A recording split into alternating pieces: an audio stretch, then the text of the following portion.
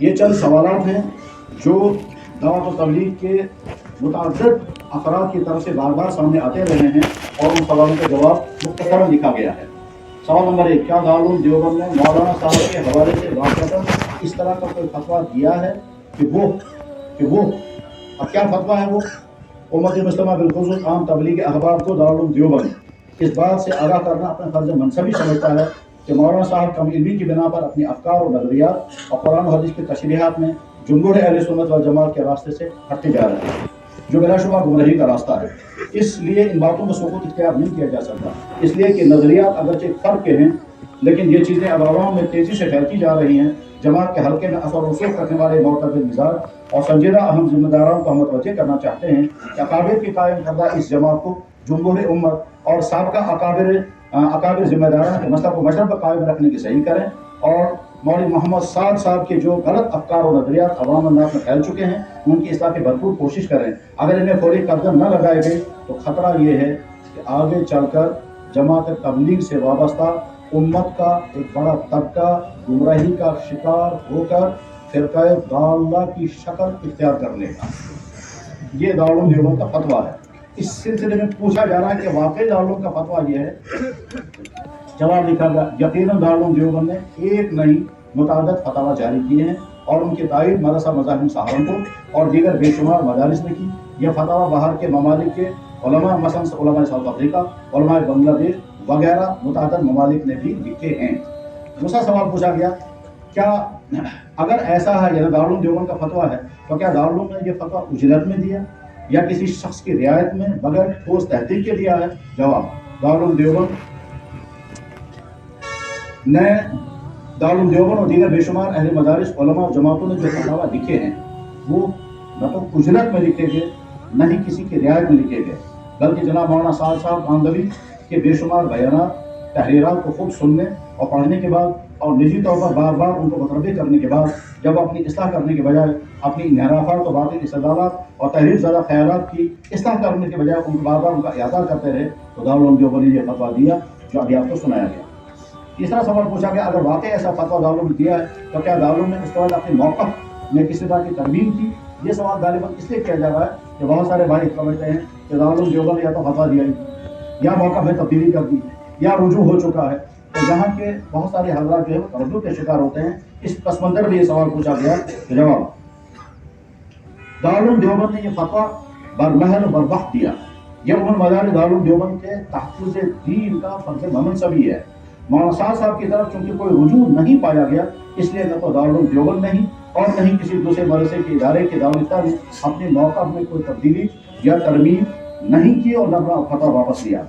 یہ پوچھ رہے ہیں کہ کیا رجوع ہوا ہے؟ تو جواب، جب رجوع سرے سے ہی نہیں پایا گیا بلکہ مزید اس سے بڑھ کر تعویلات حتیٰ کہ توہین انبیاء بھی ہوتی رہی تو دارالعلوم دیوبند یا دیگر علماء مطمئن بھی نہیں ہوئے، لہذا فتویٰ برقرار ہے۔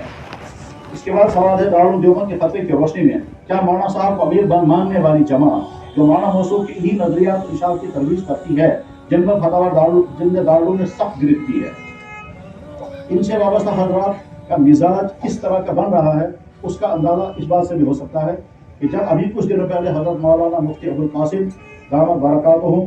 محتمل دارالعلوم دیوبند، شیخ الحدیث دارالعلوم دیوبند، خلیفہ خار حضرت مفتی محمود صاحب نور اللہ وبرکاتہ نے اپنے بخاری کے درس میں گرفت فرمائی اور خالص علمی گرفت فرمائی، تو جواب میں اس ذہن کی کسی فرد نے کیا کہا کہ مولوی مفتی ابوالقاسم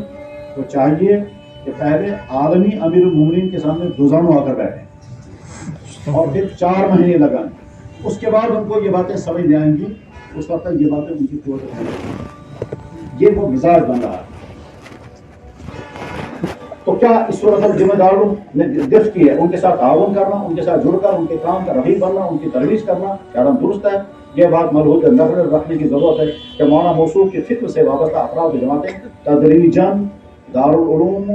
مدارس، علماء اور دین کے دیگر شعبوں میں کام کرنے والی جمعیتوں اور جماعتوں سے بدتر ہی نہیں بلکہ ان کے تحقیق، ان کے کام کی تنقیص اور حدود سے متجاوز تنقیدیں کرتے ہیں، جیسا کہ عمومی مشاہدہ ہے۔ اس کا جواب لکھا گیا، جس شخص کے خیالات حق سے منحرف اور اہل سنت والجماعت کے مسلک سے ہٹے ہوئے ہوں، اس شخص کی فکر سے وابستہ جماعت اور اس کے تحت کام کرنے والے افراد کا معاون بننا بھی صحیح نہیں، تائید کرنا اور رفیق بننا بھی درست نہیں. اس طرح کا کوئی بھی تعاون و شرکت تعاون اور اسم عدوان کے دائرے میں آ سکتا ہے جو قرآن کریم کے روح سے صریح جرم ہے.